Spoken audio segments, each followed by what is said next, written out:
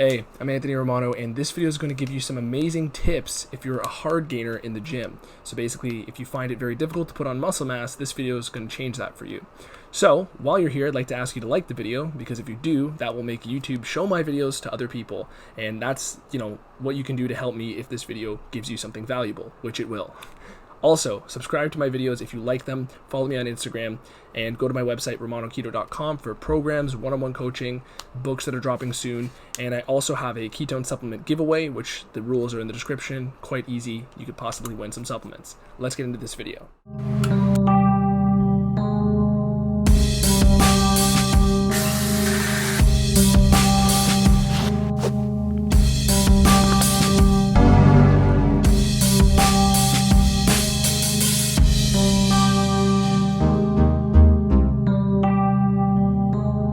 Okay, so in many videos, I have people asking me, what are the best tips for hard gainers in the gym? And besides the fact that I made a video yesterday saying that you actually don't need to have super high amounts of calories in order to grow, that is true, and that's the same for hard gainers. I will explain in a moment, and if you don't believe me, I was a hard gainer in the gym at one point. I have a picture here, I was the skinniest kid you could imagine for a while. And I'm going to give you some tips here that you probably will not hear anywhere else. So I encourage you to watch this video in its entirety. So, like I was saying, the answer is not simply eat more calories, get more protein. That's the bro science answer you will get. And I am a professional bro scientist, and I will give you some far better tips here.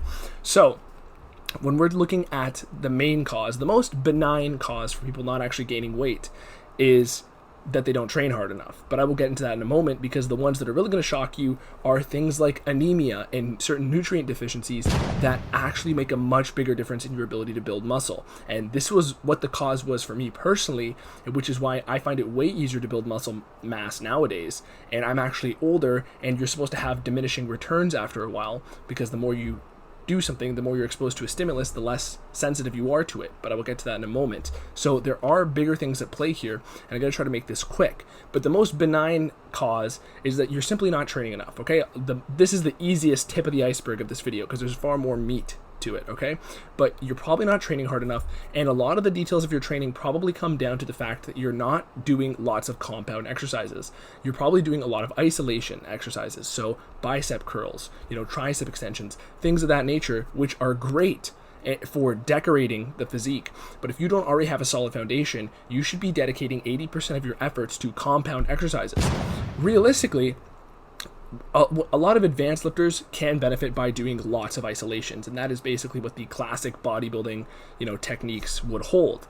Very huge emphasis on isolations, and they're not to be undervalued, because I've received some advice back in the day that you shouldn't do any isolations, only do compounds, and that helped me a lot. But then I had certain areas lacking, like specifically the biceps, specifically little decorative muscles that you want to grow. So you want to treat it like an 80-20 in favor of the compounds and 20% with the isolations. So the isolations, the bicep curls, tricep extensions, the leg extensions, those things are the icing on the cake. And as you progress, you can start to even that out a little bit more in terms of how much every exercise you're putting time into. So that's the beginning part as far as training goes. And now let's get into more the calorie and food considerations here, because when we are looking at bulking advice, most people will simply say, eat more protein, do more workouts. That's not necessarily the best way to do this. This is not just simply a quantitative thing. We have to pay attention to quality of certain practices we're doing. And when we're looking at calories, of course, having adequate energy helps, and you need it to perform, you need it to recover. Of course, those things are important. But even in the video I made yesterday, I explained that more calories is not necessarily better. It's simply going to make you have more digestive stress on your digestive system, and most of your energy is going to be going to that. Well, about 20 to 30% is, and if you're really cranking the calories too high, above a 500 to 1,000 calorie surplus area, that's when you're going to start running into more of those problems. So you don't need a surplus far larger than 500 to 1,000 above your calorie maintenance, your BMR, your basal metabolic rate.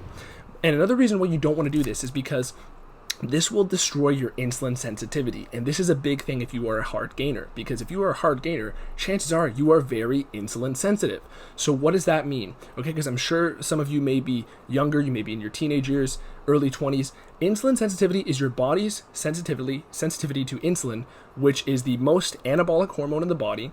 It is a carrier hormone of nutrients and glucose, and it delivers them to certain parts of your body, especially the muscle tissue. And it also is referred to as the fat storage hormone. So basically, excess insulin causes fat storage. And if you are a hard gainer, right, even if you're already overweight, I will get to that in a moment, if you are a hard gainer and you're skinny, chances are you have very good insulin sensitivity. Or if you're athletic, you certainly do. And that means that every bit of glucose, every bit of amino acids, so protein, carbs, every bit of things that you want to use to build muscle is being transported relatively efficiently. And you're simply using all the insulin that you're giving to your body effectively. If you are gaining weight, gaining fat specifically, what will happen is you probably don't have the best insulin sensitivity, or you jacked up the insulin too much at a certain point, and that caused fat storage, or you mixed it with too much fat and carb in the same meal. But the point is, if you are a hard gainer, you probably have a decent insulin sensitivity, and you want to keep that. The way you keep that is not by cranking the calories up. That's exactly how you lose it. If you go super high calories, thousands and thousands of calories in a surplus. And when we're talking somebody who's overweight, if you're not already overweight and you're thinking, no, I'll just dirty bulk, I'll get it all done, and I'll do whatever it takes, right? Whatever it takes, right? If you're overweight, you don't have as good insulin sensitivity. That's what it means to be overweight. You are slightly insulin resistant in some way. Not as good as you could be, right? You're not as sensitive as you could be to insulin. And the way that impacts you in a muscle building sense is that if you are insulin resistant in some way, your body is not as good at taking up amino acids and glucose into your muscles because insulin is not working as well as it can. So if you're already overweight, you want to work on building that insulin sensitivity, and you probably would be best off cutting. Most people are overweight rather than underweight, and that is another reason why I have a video talking about most people should cut before they bulk. In general, too, that will sensitize your body to building more muscle in certain ways, but most of it relates to insulin sensitivity. You want to optimize that, and that will allow you to build more muscle more effectively with less food and cut better and basically lose body fat quicker as well. So as far as a hard gainer goes, you want to keep that insulin sensitivity, and if you're overweight already and having a hard time, it's probably because you're not insulin sensitive enough, and you should probably cut first. But, so that's another reason not to dirty bulk, because dirty bulking is the worst decision you can do, and I've done it too many times, and I'm telling you, it is the worst piece of advice anybody could ever give you. It's going to ruin your insulin sensitivity for future bulking. It's going to make it harder to burn fat because it's a big problem. Don't do it. Watch my videos on it. Now, another thing too is you want to get high quality proteins. A lot of hard gainers are sticking to, stereotypical bodybuilder meals where they're having, chicken breast, rice, blah, blah, blah. Besides the fact that there are problems that come with combining the wrong types of food together, I have videos on these, you want higher bioavailability of certain proteins, and you want foods that digest well together. So you might not have enough acidity in your stomach to digest protein. Another great way to achieve that or boost it is by watching my video on apple cider vinegar. This will help you to break down foods more effectively in your stomach, and it will also help you to get better glucose control and better shuttling of nutrients into your muscles. So this is another little hack there if you're having a hard time, getting the appropriate digestion of foods in your diet when you're bulking, especially when you're digesting a lot of food, and that can be taxing for your digestive system. So when we're talking high quality proteins and foods that allow them to digest well together, a lot of the times the secret to that is getting fatty proteins. Now you might be thinking, oh, isn't fat bad for you? No, but you should watch my other videos to learn more about that and which kinds of fats are bad for you, etc. But fatty proteins will often slow the release of protein, so you're not just cranking up a bunch of protein in one meal.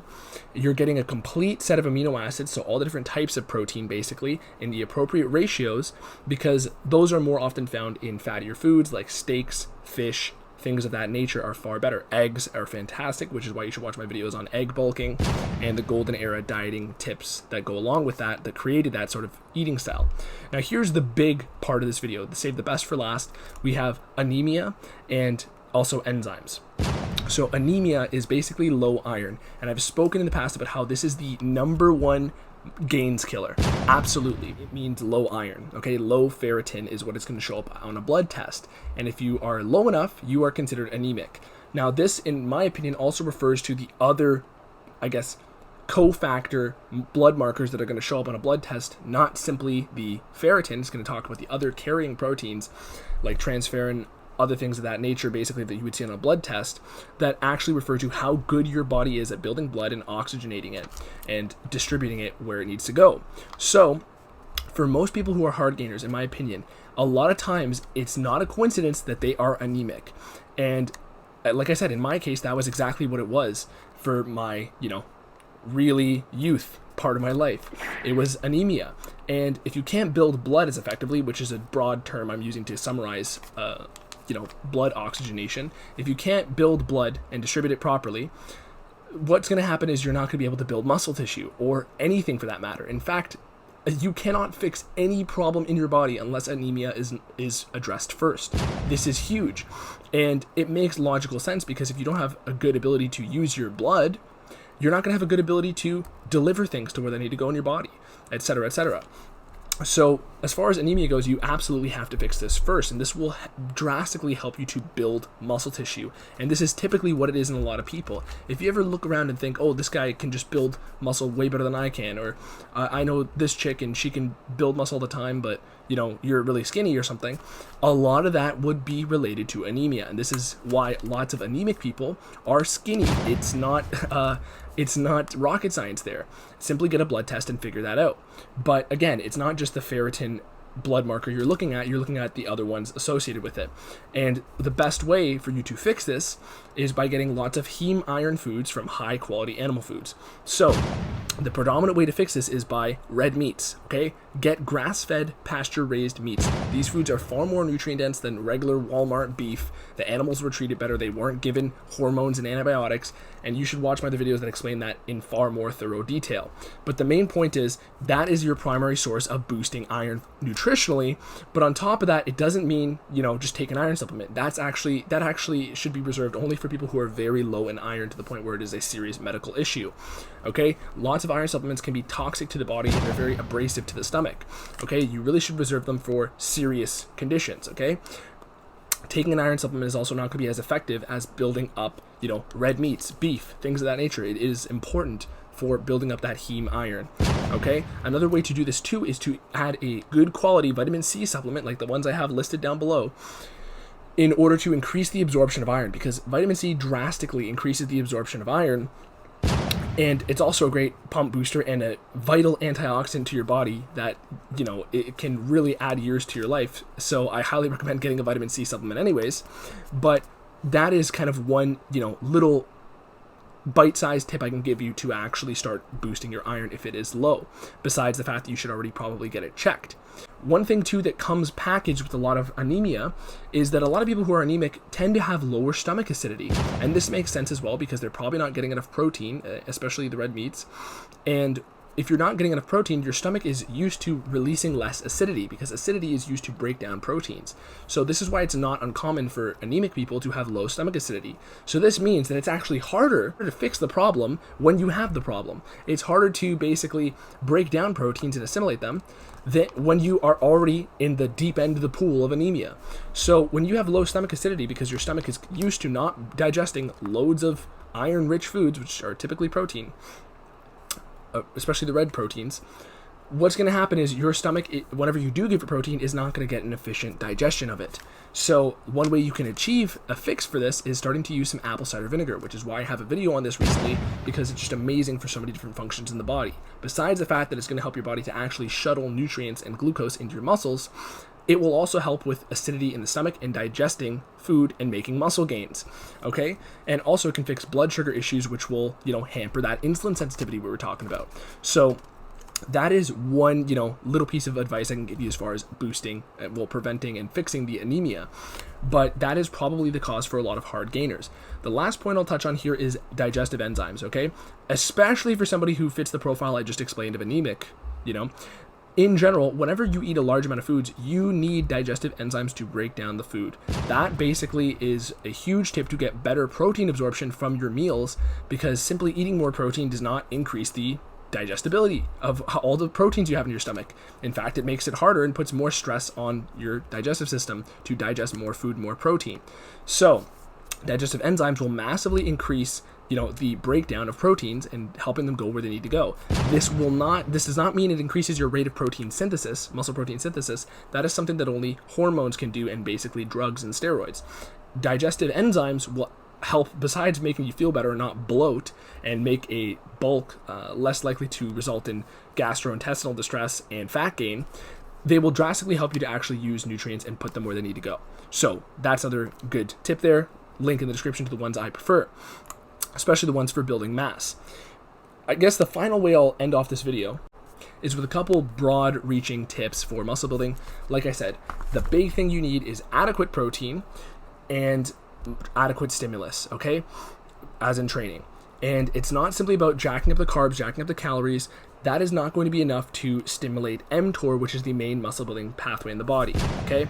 Insulin can stimulate mTOR independent of other factors, and so can leucine, which is an amino acid part of the BCAAs. You can get that from food in adequate amounts as well. And leucine availability is one of the primary dictators of muscle building. So getting better quality sources of foods with these things is very impactful, which is another reason why my egg bulking videos have done pretty well and people are interested in them and posting their great results. So if you want to work with me one-on-one, go to my website. If you want to watch more of my free videos to get this knowledge as well, I encourage that. Leave me some questions. I'll do my best to get back to you. I try to cover a lot of stuff that people won't talk about in this video, and it's because I've seen it with my clients, with my own self, and I've been, doing these tactics for a decade basically. So I believe I have a large body of experience to back this up. Okay, my other videos will show more of the research and studies behind it and the evidence, but hopefully this video changed bulking patterns for you. Peace.